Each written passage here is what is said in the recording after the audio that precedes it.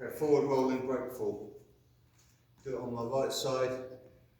Arm comes down by the knee, right arm, turn the palm towards your knee, left hand like so.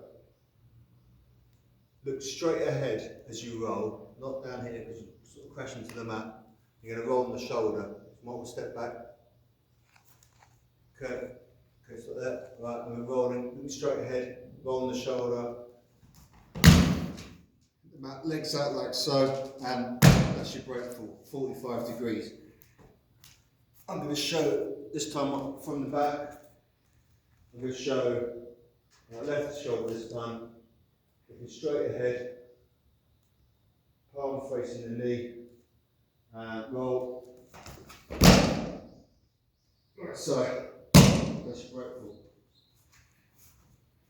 As